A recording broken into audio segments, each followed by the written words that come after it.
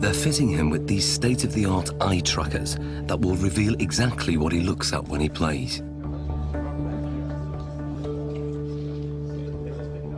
Okay, left one. They are operated by equipment specialist John Ward. And up to the top.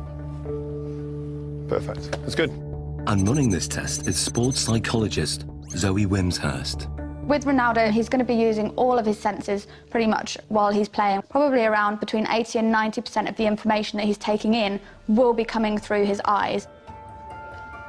During this test, Ronaldo is going to try to stop Andy taking possession of the ball, and the technology will reveal how he does it.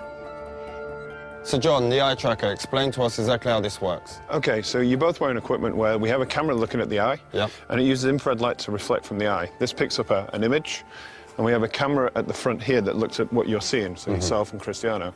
The software will then match those two together. We'll see exactly what you guys are looking at. Fantastic. Let's do this thing. Okay, let's see if you can keep that ball 5 seconds away from me. Play.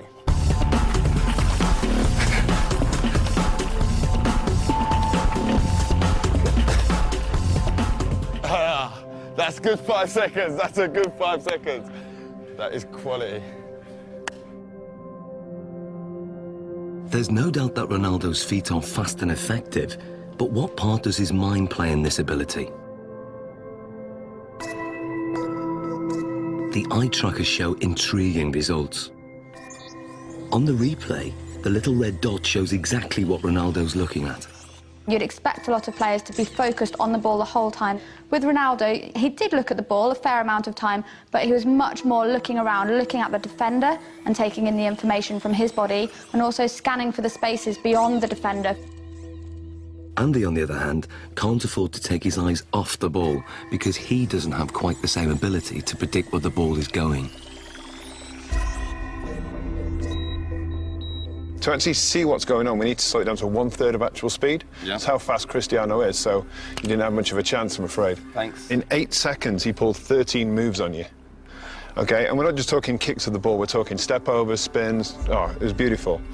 So you can see here on the gaze data, you can see he's concentrating on the ball, but what you'll see, and the interesting thing, is when he wants to go past you and looking how you're moving, he's predicting where you're sort of going to be, he's looking for movement in the hips to sort of plan his next move. So he looks at the ball, then he looks at where I move, and then he executes his trick. You see it comes in, looks at your foot, looks to the other one, up to the hip. Really accurate, precise, sharp movements.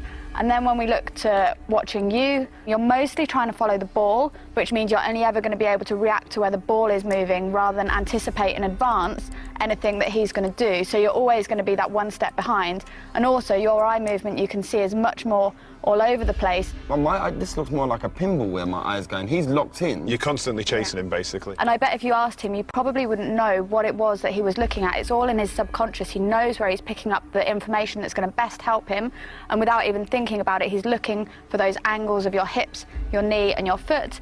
And obviously it's working pretty well for him. So that's just second nature to him? Yeah.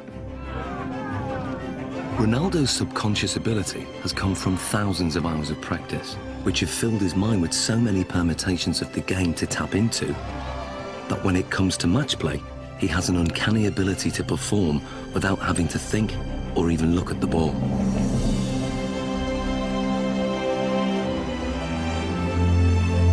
He is effectively a scholar of football. It's the same way as studying any other subject, learning a new language, anything like that. You build up experience, you learn the basic rules of grammar in the different words that are available to you. So in football terms, that's going to be the skills, then putting them into a match situation.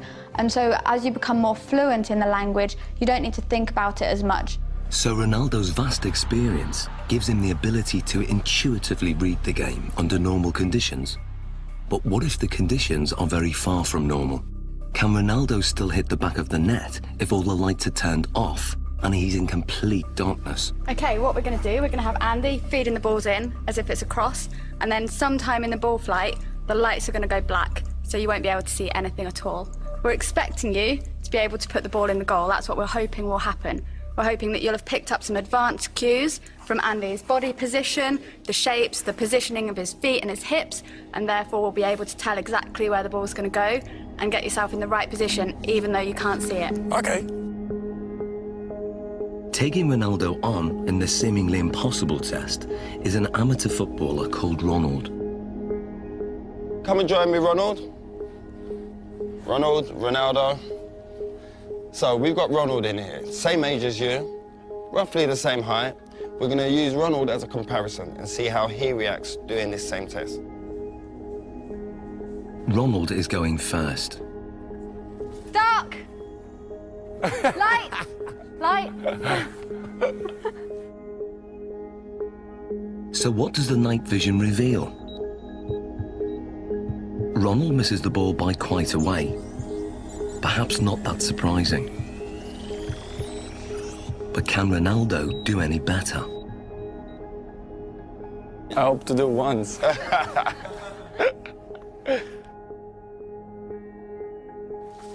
Dark! Light!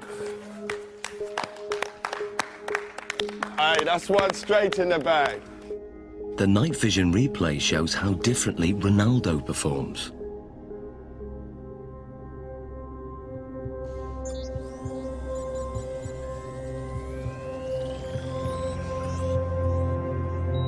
To confirm that wasn't just luck, another attempt.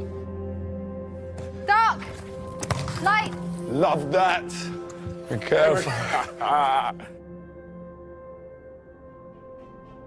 And the replay?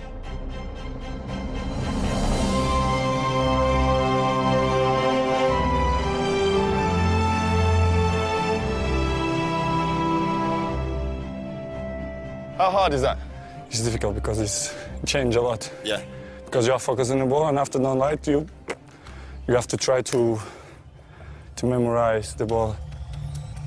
Human reaction time is about 200 milliseconds, and by 500 milliseconds, Ronaldo's subconscious has interpreted Andy's body language, worked out which direction the ball will go in, calculated its speed and trajectory, and then programmed his body to reach it at the optimum moment. Love that. It's almost as if they're doing maths in their head, even though they wouldn't be able to describe it to you. You could see from their performance that Ronaldo saw the first part of the ball flight information. He'd picked up information from Andy kicking the ball and was able to move his body into the correct position. This is because he's processed the information, he has experience of where the ball is likely to go, he's able to analyse all that as it's coming towards him and therefore connect successfully with the ball. Love that. Ronald, on the other hand, doesn't have this same level of experience. He would have watched the ball flight. It's likely that he will just have had his eyes on the ball instead of picking up any information from Andy himself. And then when the lights go down and it's black, he's kind of stranded in no man's land a little bit and just has to do his best to react, but is naturally going to struggle with that. So far, the lights have been shut off when the ball is in midair. But now, the lights will be turned off just at the moment Andy kicks it. Can Ronaldo score with only Andy's body language to go on? Here you go, we'll get one. We good? Yeah, good. Okay, Ronaldo. Dark! Light! Light. Aye. Ronaldo, quality. What was that, a shoulder? Back. Great finish, great finish.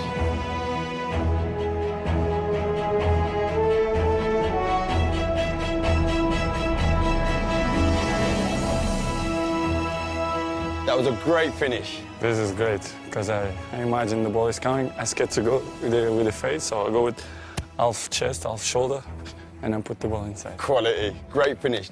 So Zoe, tell me, how difficult is that? I mean, the last one, when we adjusted the time of the lighting. Yeah, it's so difficult. They've done studies like this using computer simulations, so you watch it on a computer and just have to say where the ball's going, and from them they can see that elite athletes can tell much earlier where the ball's coming from, but to have to actually produce a physical response when a ball is flying at you, then it's really good skills, amazing. Top man, that's ledge. Thank you. I was dreading I was going to hit you in your face with one of them balls. That was my worst fear. The test proves that Ronaldo can perform an almost impossible task. He can make decisions this quickly and with such little information to go on because in his subconscious he's an expert in the science involved.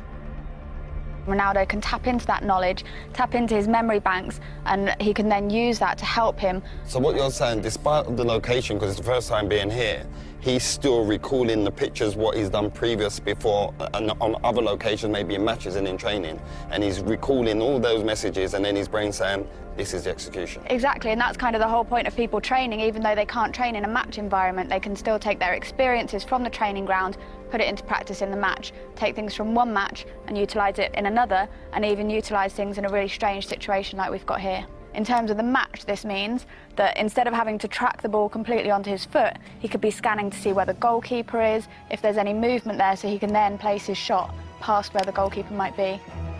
Well, it's base of my success is to improve myself all the time. So this is why I'm one of the best players in the world.